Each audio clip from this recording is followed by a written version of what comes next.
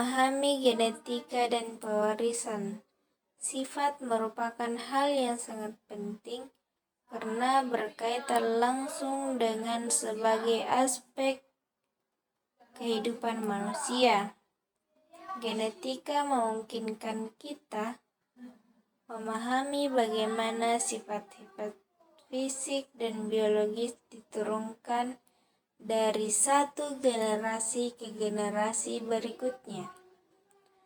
Pengetahuan ini berperan besar dalam bidang kesehatan, terutama dalam mengidentifikasi dan mencegah penyakit keturunan seperti thalassemia, hemofilia, atau diabetes. Selain itu, pemahaman genetika mendukung kemajuan ilmu kedokteran melalui terapi gen dan pengobatan yang disesuaikan dengan profil genetik individu. Dalam bidang pertanian dan peternakan, genetika dimanfaatkan untuk menghasilkan varietas unggul yang lebih tahan terhadap hama, penyakit, dan perubahan iklim. Ilmu genetika juga berkontribusi pada upaya pelestarian keanekaragaman hayati serta konservasi spesies langka. Lebih lanjut, genetika membantu menjelaskan proses evolusi dan hubungan kekerabatan antara makhluk hidup. Dalam bidang forensik, teknologi DNA berperan penting dalam identifikasi individu serta pengungkapan kasus kejahatan. Dengan demikian, pemahaman mengenai genetika dan pewarisan sifat sangat penting untuk mendukung kesehatan, kemajuan, ilmu pengetahuan, serta pengambilan keputusan yang etis dan bijaksana di berbagai bidang kehidupan. Memahami genetika dan pewarisan sifat sangat penting karena pengetahuan ini memberikan wawasan mendalam mengenai bagaimana sifat-sifat fisik maupun biologis diturunkan dari orang tua kepada anak. Genetika merupakan cabang ilmu biologi yang mempelajari gen, DNA, serta bagaimana informasi genetik diwariskan dari satu generasi ke generasi berikutnya. Dengan memahami prinsip-prinsip genetika, kita dapat mengerti mengapa seseorang memiliki warna mata tertentu, bentuk wajah yang mirip dengan salah satu orang tuanya, atau tinggi badan yang menyerupai anggota keluarga lain. Warna mata misalnya ditentukan oleh kombinasi gen yang mengatur produksi dan distribusi pigmen melanin di iris mata. Seseorang yang mewarisi gen dominan untuk warna mata coklat dari kedua orang tuanya, kemungkinan besar akan memiliki warna mata yang sama. Sedangkan gen resesif untuk warna mata biru hanya akan tampak jika diturunkan dari kedua pihak. Selain sifat-sifat fisik, pemahaman mengenai genetika juga sangat penting dalam konteks kesehatan, khususnya terkait penyakit genetik.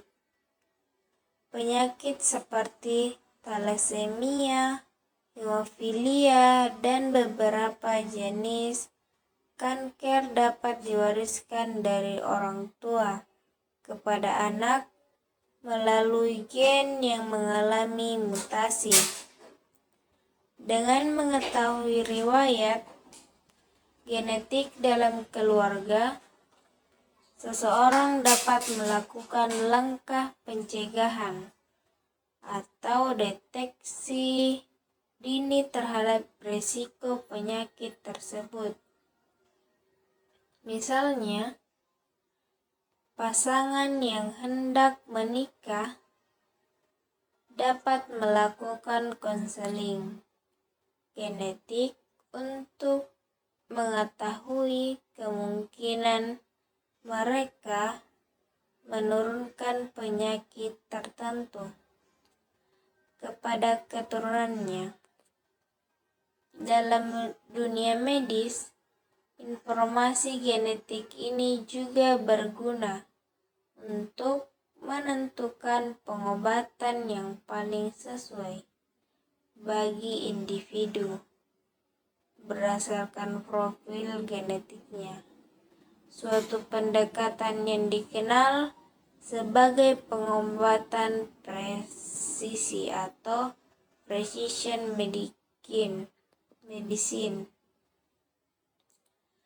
Yang lebih lanjutnya lagi, pemahaman genetika juga berkontribusi terhadap pengambilan keputusan penting dalam kehidupan sehari-hari, seperti perencanaan keluarga, gaya hidup sehat, dan pemilihan makanan yang sesuai dengan kondisi tubuh. Dengan mengenali kecenderungan genetik terhadap penyakit metabolik seperti diabetes atau hipertensi, seseorang dapat menerapkan pola makan dan olahraga yang lebih teratur sejak dini. Oleh karena itu, genetika bukan hanya ilmu yang terbatas di laboratorium atau ruang akademik, tetapi juga memiliki dampak nyata dalam meningkatkan kualitas hidup individu dan masyarakat secara keseluruhan. Kelainan sifat menurun pada manusia. Yang pertama itu adalah pola pewarisan gen, terpaut seks, ada hemofilia, dan ada buta. Warna yang kedua itu ada pola pewarisan, autosom dan resesif, yaitu ada albino dan anemia bulan sabit. Langsung saja kita membahas tentang pola pewarisan gen terpaut seks, yaitu hemofilia dan buta warna hemofilia. Penderita yang memiliki darah sukar membeku saat terjadi luka. Perhatikan tabel berikut. Perempuan di sini genotipenya X besar, berarti perempuan normal, dan perempuan genotipenya XH kecil, X ini berarti normal pembawa karir atau karir.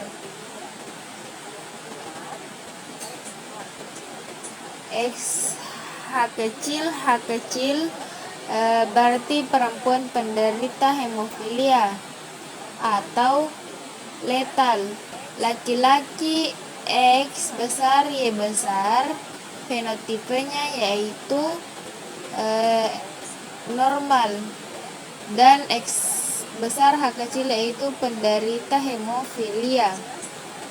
Jelasnya kita lihat contoh berikut.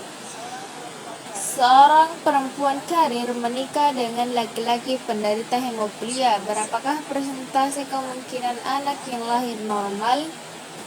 Yang pertama yang harus kita lakukan itu mencari instal atau induknya. Di sini parental atau induknya itu ada perempuan karir atau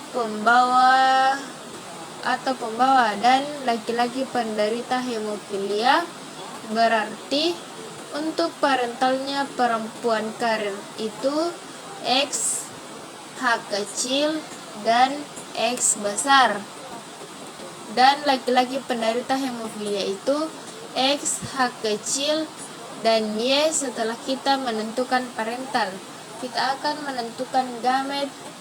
Nah, gametnya ini ada S, H kecil, dan X, dan yang laki-laki itu ada H kecil dan Y. Setelah kita menentukan gamet, kita barulah bisa untuk menentukan V1. Pertama, kita bisa menentukan langsung dengan cara menghilangkan pelangi untuk genotipenya itu. Yang pertama itu ada X H kecil berbanding X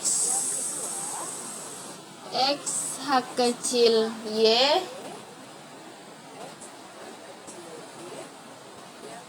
dan yang ketiga X H kecil X, dan yang keempat itu X Y.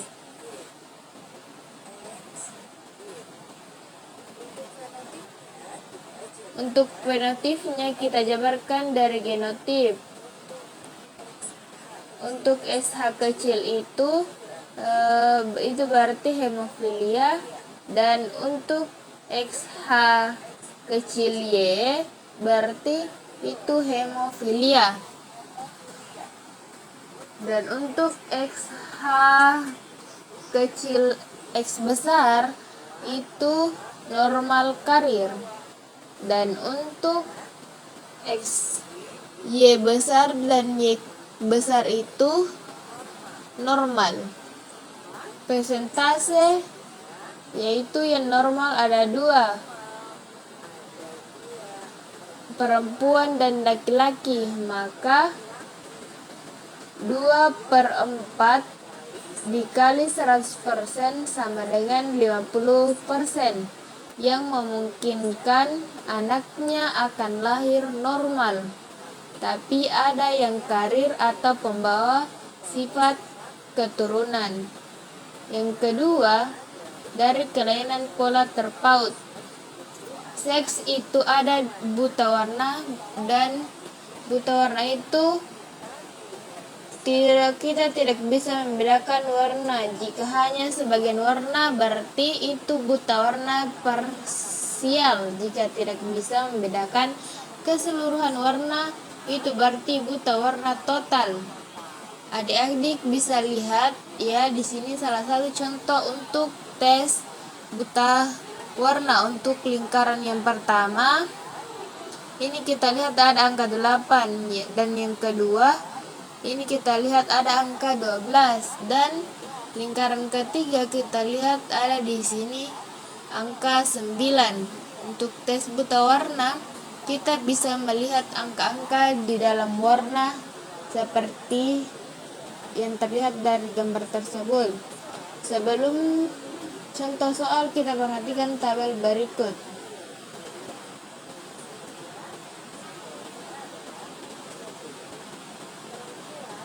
Perempuan yang bergenotip XX itu normal, dan perempuan yang bergenotip XCB berarti itu normal pembawa karir, dan perempuan yang bergenotip XCB dan XCB penderita buta warna, dan laki-laki yang bergenotip XY itu adalah normal, dan laki-laki yang bergenotip XCB Y penderita buta warna.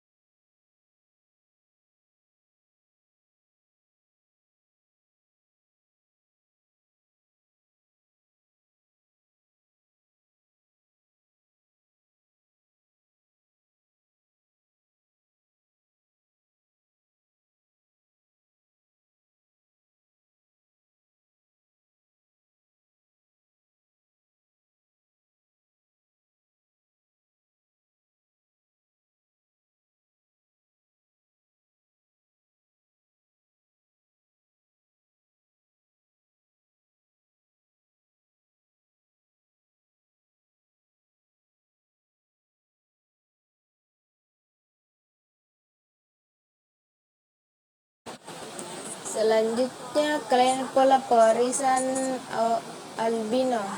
Penyakit kelainan gen yang mengatur warna kulit atau pigmen melanin warna kulit diturunkan dari orang tua kita atau dari parentalnya. Nah, sedangkan albino itu merupakan penyakit kelainan gen yang mengatur warna kulit atau pigmen melanin. Jadi seseorang yang menderita kelainan albino itu berarti tidak memiliki pigmen melanin. Maka gambarnya seperti ini bisa kita lihat. Pada gambar mereka memiliki pigmen warna berwarna kulit. Seluruhnya itu berwarna putih. Nah, berbeda dengan yang salah satu perempuan berambut hitam itu berarti bukan albino karena rambutnya masih berwarna hitam, berarti memiliki pigmen melanin. Kita lihat dari silsilah tabel berikut ya. Di sini yang persegi itu laki-laki dan yang lingkaran itu wanita. Seseorang laki-laki normal menikah dengan wanita albino, maka anaknya itu akan laki-laki normal. Apabila perempuan normal dan jika nanti perempuan ini menikah dengan laki-laki normal, maka akan ada kemungkinannya melahirkan anak laki-laki albino dan perempuan normal. Jadi walaupun di sini orang tuanya tidak melahirkan anak albino, tapi ada salah satunya anaknya yang atau makanan TF2 atau keturunan keduanya ada yang melahirkan anak albino. Nah, materi genetik yang ada di dalam tubuh kita terdiri dari kromosom, DNA, RNA, dan sintesis protein. Kita akan bahasnya satu persatu. Kita mulai dari kromosom pada sel tubuh. Kromosom terdapat di dalam nukleus atau inti sel. Kromosom merupakan kumpulan kromatin atau benang-benang halus yang menebal dan memendek saat pembelahan sel serta bisa menyerap warna. Kromosom terdiri dari asam nukleat berupa DNA dan RNA dan protein. Kromosom memiliki ukuran yang berbeda-beda dengan panjang antara 0 sampai 50 mikro dan berdiameter 0,2 sampai 20 mikro. Struktur kromosom terdiri dari sentromer dan lengan. Sentromer terbentuk bulat dan tidak mengandung DNA. Lengan kromosom mengandung kromatid atau kromonema yang berbentuk pita spiral. Kromomer yang merupakan penebalan dari kromonema matriks dan telomer pada ujung kromosom yang menjaga agar DNA tidak terurai. Selain itu, pada ujung kromosom juga terdapat satelit yang terbentuk bulat. Berdasarkan fungsinya, kromosom dapat dibedakan menjadi kromosom tubuh atau autosom dan kromosom kelamin atau gonosom. Autosom berperan dalam menentukan ciri-ciri tubuh bersifat diploid, mengalami pembelahan mitosis dan jumlahnya 2 kali gonosom. Sedangkan gonosom berfungsi untuk jenis kelamin bersifat haploid, mengalami pembelahan meiosis dan berjumlah setengah dari autosom. Berdasarkan letak sentromernya, kromosom dapat dibedakan menjadi 4, yaitu metasentrik kromosom yang letak sentromernya di tengah sehingga membagi kromosom menjadi 2 lengan yang sama panjang. Submetentrik letak sentromernya agak di tengah sehingga kedua lengan kromosom tidak sama panjang. Agrosentrik letak sentromernya di dekat ujung kromosom dan telosentrik sentromer berada di ujung lengan kromosom. Di dalam sel tubuh kita terdapat sepasang kromosom yang bersifat diploid berasal dari induk betina atau ovum dan induk jantan atau sperma. Kromosom homolog yang berpasangan ini disebut kromosom homolog. Kromosom homolog adalah kromosom yang mempunyai struktur yang sama atau mempunyai logos alel yang sama. Dalam sel tubuh manusia terdapat 23 pasang kromosom homolog yang terdiri dari 22 pasang kromosom tubuh dan sepasang kromosom kelamin, sehingga pada pria rumus kromosomnya Hy22AA ditambah XY dan pada wanita 22AA ditambah XX. Penulisan rumus kromosom bisa kita amati pada dua organisme berikut. Pada manusia memiliki 46 buah kromosom, sel tubuh penulisannya 22 pasang autosom dan sepasang gonosom atau XX pada wanita, dan XY pada pria, dan 23 buah kromosom pada sel kelamin, yaitu ditulis 22A ditambah X pada sel ovum dan 22A tambah X atau 22A tambah Y pada sel sperma, sedangkan jumlah kromosom pada kuda adalah 64 buah yang terdiri dari 32 pasang pada sel tubuh dan 32 pada sel kelamin jantan. Nah, teman-teman, setiap organisme mempunyai jumlah kromosom yang tetap dan spesifik berwujud ini. Tabel beberapa spesies dan jumlah kromosom yang dimilikinya bisa dipahami. Materi genetik berikutnya adalah gen-gen. Gen merupakan unit terkecil dari suatu makhluk hidup yang mengandung substansi hereditas atau dapat menentukan sifat individu. Terdapat dalam lokus di kromosom. Gen terdiri dari protein dan asam nukleat berupa DNA dan RNA berukuran antara 4-8 mikro. Gen-gen yang menempati lokus disebut alel-alel, mempunyai tugas yang sama atau berlawanan untuk suatu sifat tertentu. Setiap gen bertanggung jawab mengontrol satu sifat khusus dan biasanya dituliskan dalam simbol huruf kapital untuk sifat dominan huruf kecil. Untuk sifat resesif, susunan gen dalam individu dikat genotipe. Genom mempunyai sifat-sifat sebagai berikut. Yang pertama, mengandung informasi genetik. Tiap gen mempunyai tugas dan fungsi berbeda pada waktu pembelahan mitosis dan meiosis. Gen dapat mengadakan duplikasi ditentukan oleh susunan kombinasi. Base nitrogen berperan menyampaikan informasi genetik dari induk kepada keturunannya, mengatur metabolisme dan perkembangan. Materi genetik ketiga yaitu DNA atau deoksiribonukleat acid DNA. DNA merupakan materi genetik yang diwarisi organisme atau rantai ganda. DNA dapat bersifat heterokatalitik atau membentuk RNA melalui sintesis protein, dan autokatalitik atau melakukan replikasi sehingga menghasilkan DNA baru. DNA tersusun atas banyak nukleotida sehingga disebut polinukleotida. Setiap nukleotida terdiri dari gula pentosa yaitu deoksiribosa asam fosfat, penghubung dua gugusan gula dan basa nitrogen yaitu ada dan guanin dari golongan purin serta disitosin dan timin dari golongan pirimidin dalam rantai DNA. Sitosin atau C selalu dihubungkan dengan guanin yaitu G oleh 3 ikatan hidrogen, sedangkan adenin adalah hubungan dengan timid T pembantu kedua ikatan hidrogen basa. Nitrogen membentuk rangkaian dengan gula atau deoksiribonukleotida. Beberapa nukleotida inilah yang membentuk molekul DNA. Ini struktur DNA sesuai penjelasan kita. Tadi bisa dipahami bahwa sebagai materi genetik yang bersifat autokatalitik, DNA dapat menggandakan diri atau replikasi untuk membentuk DNA baru yang sama persis dengan DNA asal.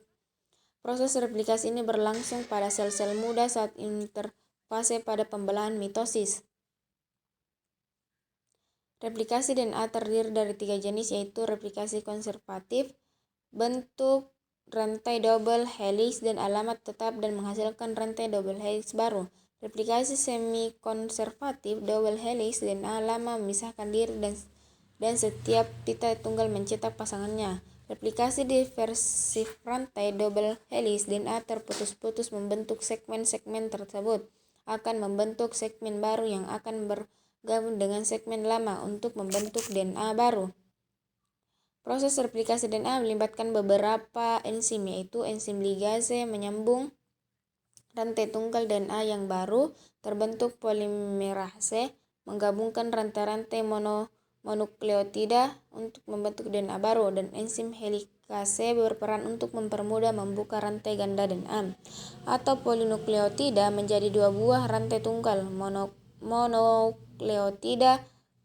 Materi genetik selanjutnya adalah RNA atau ribonukleat asid, merupakan polinukleotida yang ukurannya jauh lebih pendek dari DNA dan terdiri dari satu rantai atau single helix. Single helix atas molekul gula ribosa, gugus fosfat, dan basa nitrogen. Basa nitrogen dalam RNA terdiri dari basa purin yang meliputi adenin atau AH dan guanin atau GAI, dan basa pirimidin meliputi urasil atau sitosin.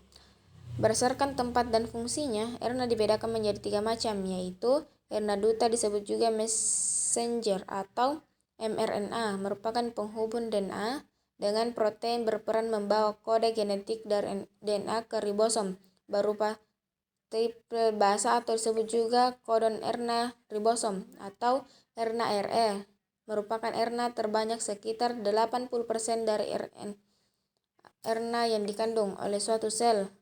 RNA banyak terdapat di dalam ribosom dan berperan sebagai tempat pembentukan protein RNA transfer atau RNA berperan menerjemahkan kodon yang terdapat pada mRNA menjadi satu jenis asam amino serta mengangkut asam amino ke permukaan ribosom pada saat translasi.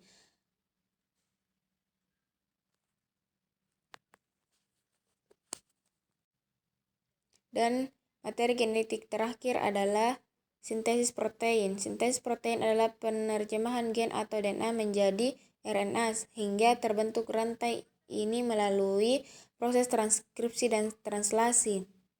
Secara ringkas, rangkaian sintesis protein melalui proses transkripsi dan translasi adalah sebagai berikut. DNA sense di dalam nukleus membentuk mRNA untuk membawa kode genetik sesuai urutan basa nitrogennya. mRNA meninggalkan inti sel menuju ribosom. Kedua tahap ini merupakan proses transkripsi tRNA. Data membawa asam amino yang sesuai dengan kodon atau kode genetik yang dibawa oleh mRNA. tRNA bergabung dengan mRNA di ribosom asam amino. Asam amino akan berderet sesuai dengan kodonnya sehingga terbentuklah protein yang diharapkan. Proses 3 dan 4 ini disebut dengan translasi. Berikut ini merupakan tabel kode genetik dan jenis asam amino dalam pembuatan protein. Kode genetik yang merumuskan jenis protein yang akan dibuat dan ciri khas protein ditentukan oleh jumlah asam amino pada tabel kode genetik tersebut. Terdapat 3 kode nonsense atau stop codon, yaitu UU, AA, UAG, dan UGM. Ketiga kolom tersebut adalah kodon untuk mengakhiri sintesis protein. Selain itu, ada juga kodon yang mengawali atau memulai sintesis protein disebut star. Kodon kode tersebut adalah AUG yang menerjemahkan asam amino metionin. Pada kode genetik terdapat 20 macam asam amino sebagai berikut.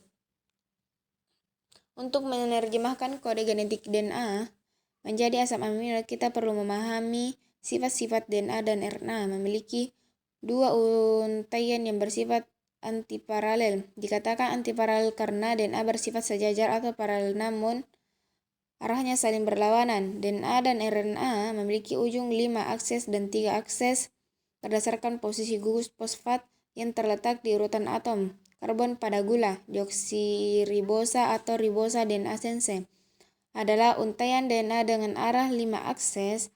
Ketiga akses yang memiliki urutan atau sekuens basa nitrogen sama dengan mRNA. Untaian ini dikatakan sebagai untaian positif karena memiliki urutan yang sama dengan mRNA. Maka uraian ini disebut sebagai pengkode atau coding. Untaian ini tidak ditranskripsi atau dicetak menjadi mRNA sehingga disebut anti-template DNA. Antisense adalah untaian DNA dengan arah 3 akses ke 5 akses atau disebut untaian negatif. Untaian ini berperan melakukan transkripsi membentuk mRNA sehingga disebut cetakan atau template. Arah 3 akses ke 5 akses didasarkan pada untaian DNA. Ini ketika proses transkripsi oleh enzim RNA polimerase, urutan sekuens basa nitrogen pada untaian ini tidak sama dengan mRNA sehingga dikatakan sebagai non-coding atau RNA. Protein dengan kode genetik bisa kita amati pada proses berikut. Terdapat untaian DNA antisense dengan kodon seperti gambar. Untuk melalui transkripsi, rantai antisense harus diubah menjadi rantai sense, yaitu rantai DNA sense yang arahnya 5. Akses ketiga, akses A akan diubah menjadi T besar menjadi A dan C menjadi G dan G menjadi C. Pada proses ini pengubahnya urutan basanya sama dengan mRNA hasil transkripsi kecuali T yang diganti dengan UU. Setelah mRNA terbentuk akan dilanjutkan dengan proses translasi dengan menerjemahkan kodon mRNA menjadi protein. UUA mengkode eosin, GUA mengkode valin, GCC alanin, akserin dan Cang menjadi glutamin sesuai tabel kode genetik. Oke teman-teman, sekarang kita tahu keseluruhan informasi genetik yang menentukan karakteristik makhluk hidup disimpan dalam bentuk materi genetik. Materi genetik tersebut meliputi DNA dan RNA. DNA merupakan sejenis biomolekul yang menyimpan dan menyandi kode-kode genetika setiap organisme, sedangkan RNA berfungsi mengubah informasi genetik yang terkandung dalam DNA untuk digunakan dalam proses sintesis protein di ribosom. Segmen DNA akan membentuk gen yang berfungsi sebagai pengatur metabolisme untuk perkembangan serta membawa informasi genetik dari setiap individu ke keturunannya. DNA, RNA, dan gen rangkai membentuk kromosom. Sekarang teman-teman bisa memahami keseluruhan materi genetik. Sejak 1865, Mendel mulai berupaya mempelajari bagaimana suatu ciri diwariskan dari satu generasi ke generasi selanjutnya. Mendel menggunakan kacang ercis atau Pisum sativum sebagai tumbuhan coba di berbagai eksperimen. Berbagai varietas kacang ercis dikumpulkan dari para petani dan dibiarkan selama beberapa tahun untuk melakukan seleksi strain. Strain tersebut kemudian disilangkan sehingga memperoleh data turunan pertama dan kedua atau V1 dan V2.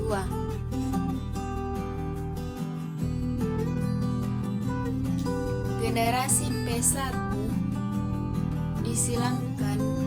Salah satu persilangan yang dilakukan Mendel adalah menyilangkan tanaman ercis berbiji bulat dengan ercis berbiji keriput. Generasi V1 tidak peduli induk jantan yang digunakan apakah berbiji bulat atau keriput. Seluruh P1 yang muncul selalu berbiji bulat.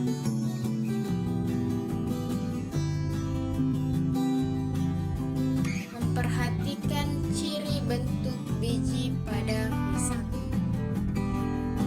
Tampaknya ciri bentuk biji bulat dapat menutupi ciri biji keriput. Dengan kata lain, ciri biji bulat dominan sedangkan ciri biji keriput resesif. Temuan seperti ini juga terjadi pada 6 persilangan lain. Ciri biji kuning dominan sedangkan biji hijau resesif. Ciri polong menggunakan menggembung dominan sedangkan polong tidak menggembung resesif.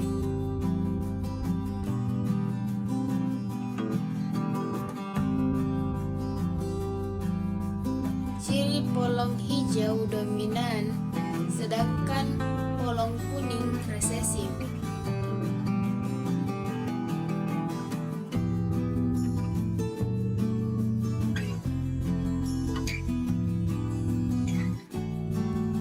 Ciri batang tinggi batang rendah resesif.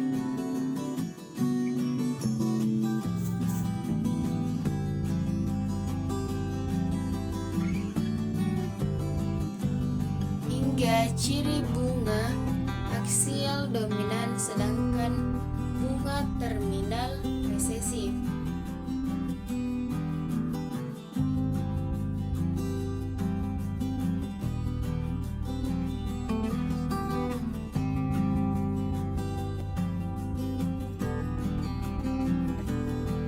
Mendel melanjutkan percobaan persilangannya hingga memperoleh data turunan kedua atau V2.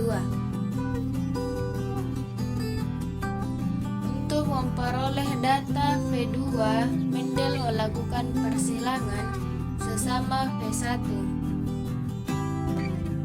Satu demi satu persilangan yang telah memunculkan V1 atau 6 macam persilangan tadi diteruskan percobaan persilangan untuk mendapatkan data V2. Salah satu persilangannya tersebut adalah menyilangkan sesama V1 dari hasil persilangan biji bulat dengan biji keriput. V2 sama dengan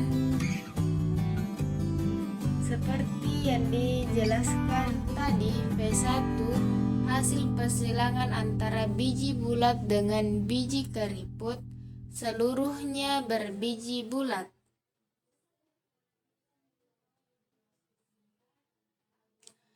Generasi V2 selain berbiji bulat, ternyata persilangan sesama V1 ini juga menghasilkan biji keriput.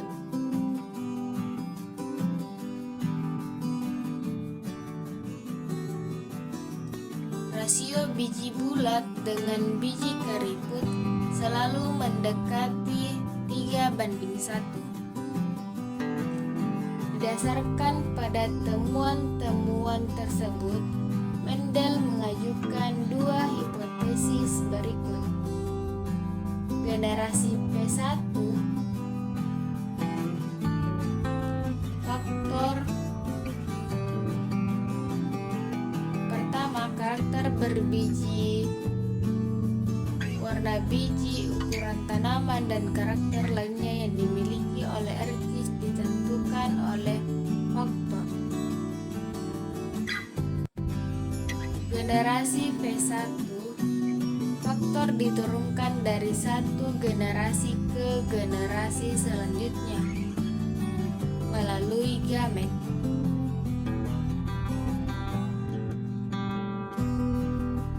Tiap faktor memiliki bentukan alternatif, misalnya B besar dan B kecil.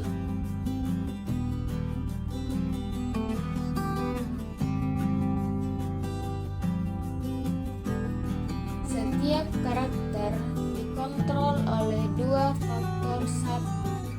Satu faktor diwarisi dari induk jantan, sedangkan faktor lainnya dari induk betina.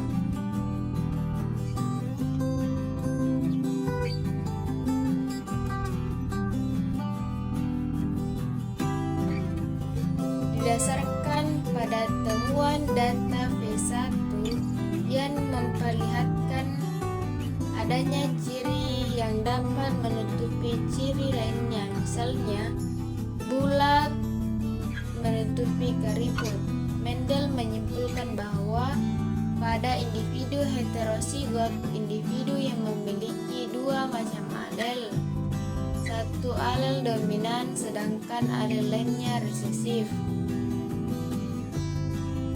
V2.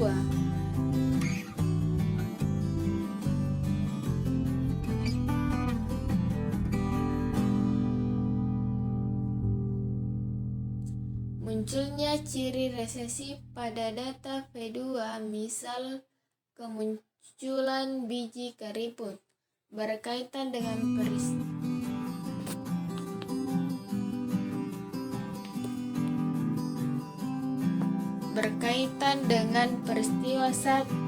saat gametogenesis. Pada saat gametogenesis, kedua faktor memisah sehingga gamet hanya membawa salah satu faktor, atau misal pada individu V1 heterozigot, B besar B kecil akan menghasilkan dua macam gamet, yaitu gamet B besar dan B kecil.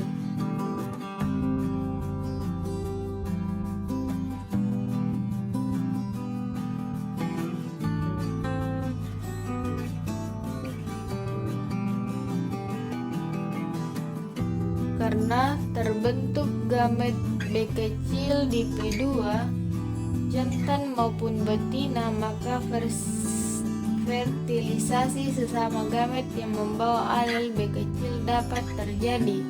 Hasil fertilisasi ini yang menyebabkan munculnya individu B kecil yang memiliki ciri biji keriput.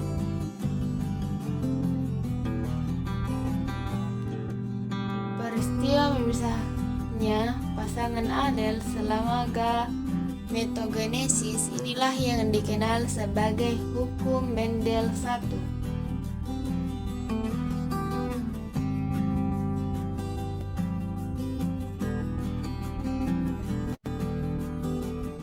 Setelah melakukan percobaan persilangan yang melibatkan dua tanaman dengan satu sifat beda, monohibrid, Mendel melakukan percobaan persilangan yang melibatkan dua tanaman kacang ercis dengan dua sifat beda atau dihibrid.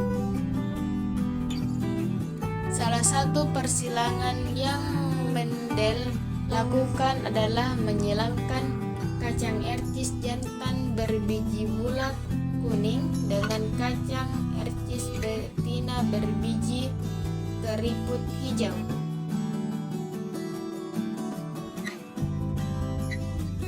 Berkaitan dengan persilangan tersebut, Mendel mengajukan dua kemungkinan. Satu, ciri-ciri yang berasal dari satu induk selalu diwariskan menjadi satu paket yang tak terpisahkan. Bila kemungkinan ini benar, maka individu V2 yang bijinya bulat selalu memiliki biji berwarna kuning atau sesuai ciri induk P1 jantan.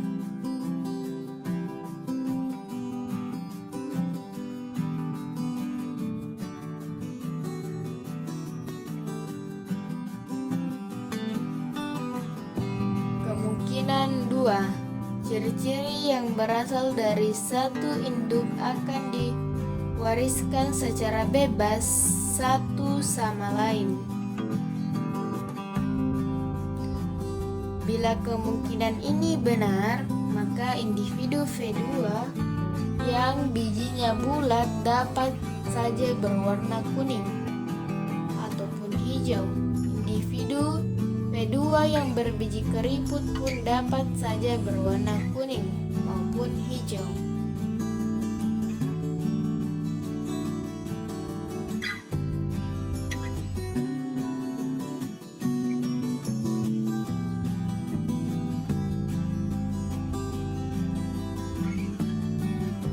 Kemunculan 4 macam biji tersebut membuktikan bahwa kemungkinannya kedua yang terbukti tepat.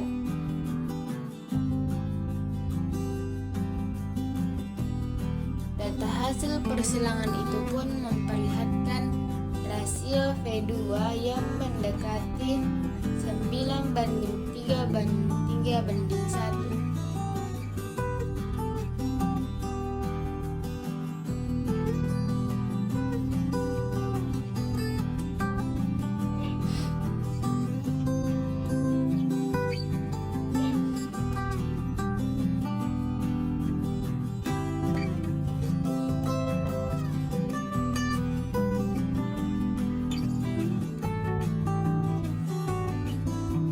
Oleh karena itu, Mendel menyimpulkan bahwa faktor-faktor yang menentukan karakter-karakter yang berbeda diwariskan secara bebas satu sama lain.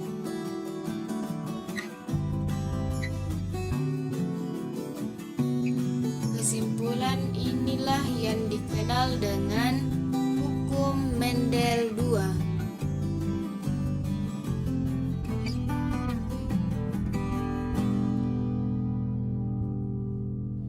Saat ini istilah faktor yang diperkenalkan oleh Mendel lebih kita kenal dengan sebagai gen. Sekarang mari kita simulasikan persilangan antara bulat kuning dengan keriput hijau.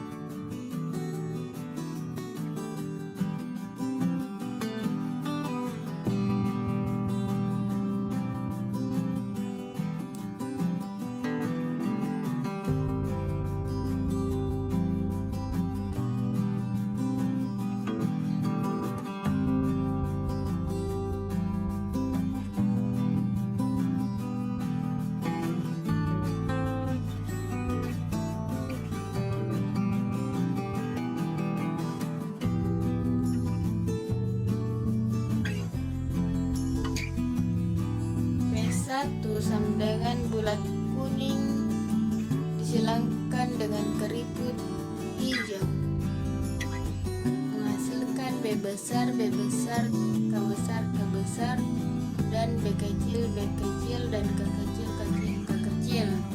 Gametnya B besar, K besar, B kecil, K kecil. P2 sama dengan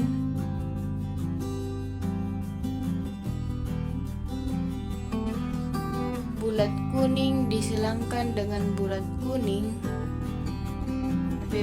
B besar, B kecil, K besar, K kecil, dan B besar, B kecil, K besar, K kecil. Gametnya B besar, K besar, B besar, K kecil, B kecil, K besar, B kecil, K kecil. Untuk bulat kuning B besar, K besar, B besar, K besar, B kecil, K besar, dan B kecil, K besar. Kemunculan 4 macam gamet ini merupakan bukti bahwa setiap faktor yang mengatur karakter yang berbeda diwariskan secara bebas. Akibatnya, alel B besar dapat berpasangan dengan K besar maupun K kecil.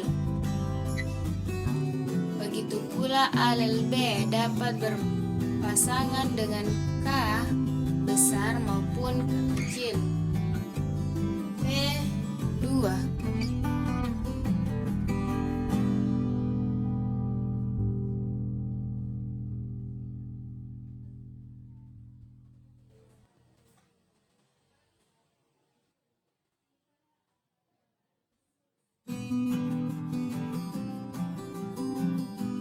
disilangkan antara betina dan jantan.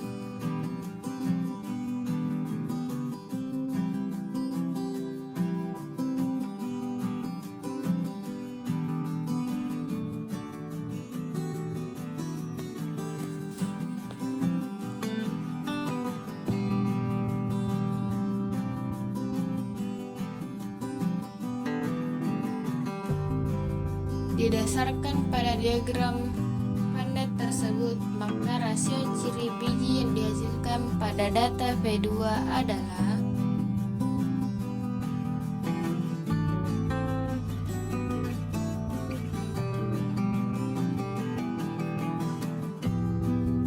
V2 bulat kuning berbanding bulat hijau dibanding keriput kuning dibanding keriput hijau, yaitu 9:3:3:1.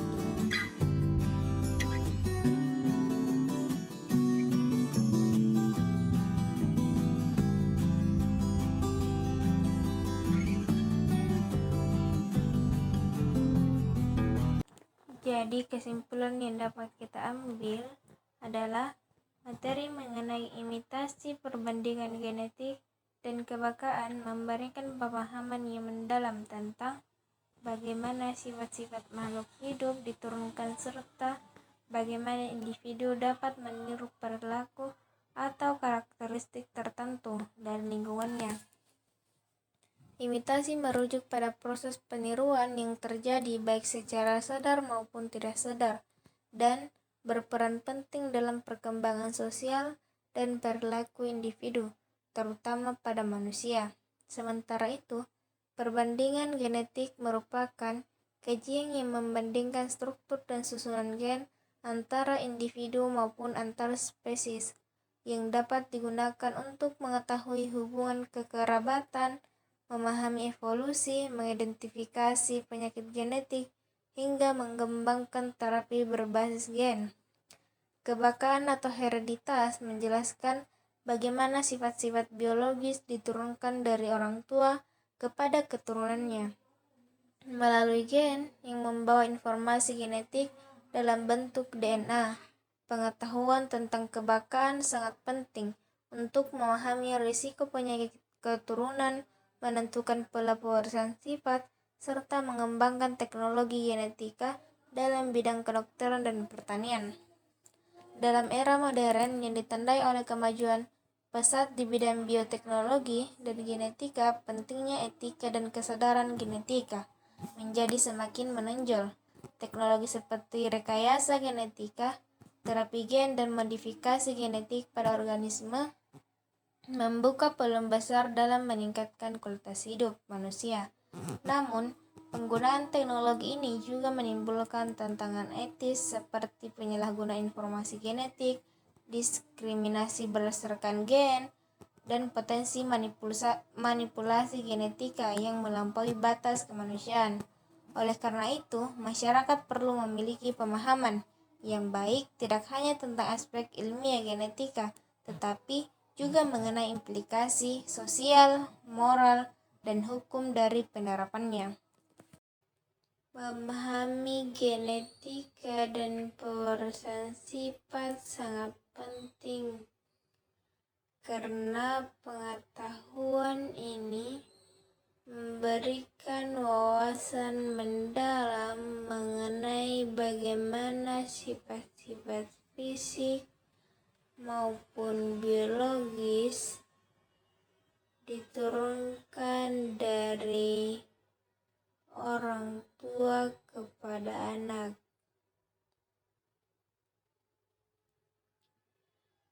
Genetika merupakan cabang ilmu biologi yang mempelajari gen, DNA, serta bagaimana informasi genetik diwariskan dari satu generasi ke generasi berikutnya. Dengan memahami prinsip-prinsip genetika, kita dapat mengerti mengapa seseorang memiliki warna mata tertentu, bentuk wajah yang mirip dengan salah satu orang tuanya, atau tinggi badan yang menyerupai anggota keluarga lain. Warna mata misalnya ditentukan oleh kombinasi gen yang mengatur produksi dan distribusi pigmen melanin di iris mata. Seseorang yang mewarisi gen dominan untuk warna mata coklat dari kedua orang tuanya, kemungkinan besar akan memiliki warna mata data yang sama. Sedangkan gen resesif untuk warna mata biru hanya akan tampak jika diturunkan dari kedua pihak. Selain sifat-sifat fisik, pemahaman mengenai genetika juga sangat penting dalam konteks kesehatan, khususnya terkait penyakit genetik.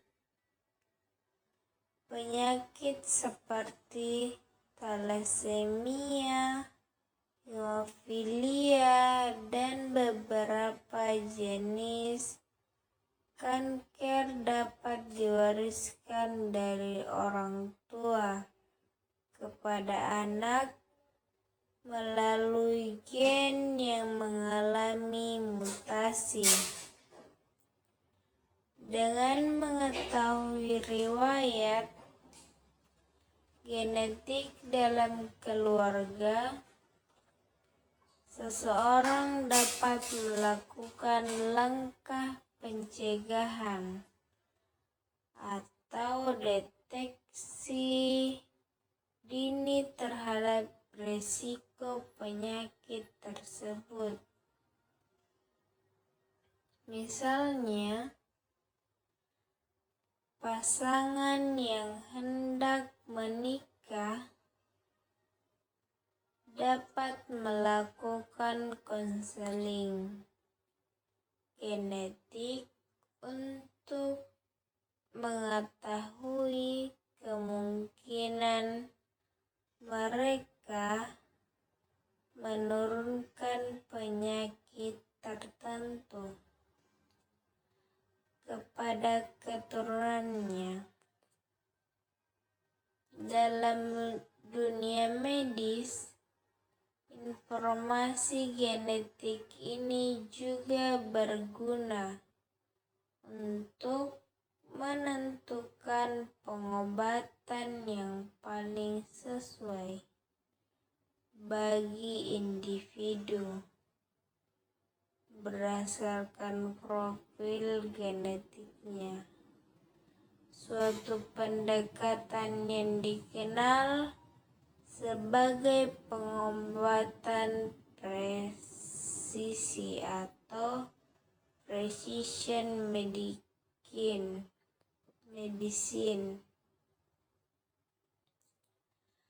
Yang lebih lanjutnya lagi, pemahaman genetika juga berkontribusi terhadap pengambilan keputusan penting dalam kehidupan sehari-hari, seperti perencanaan keluarga, gaya hidup sehat, dan pemilihan makanan yang sesuai dengan kondisi tubuh. Dengan mengenali kecenderungan genetik terhadap penyakit metabolik seperti diabetes atau hipertensi, seseorang dapat menerapkan pola makan dan olahraga yang lebih teratur sejak dini. Oleh karena itu, genetika bukan hanya ilmu yang terbatas di laboratorium atau ruang akademik, tetapi juga memiliki dampak nyata dalam meningkatkan kualitas hidup individu dan masyarakat secara keseluruhan. Audio Jungle.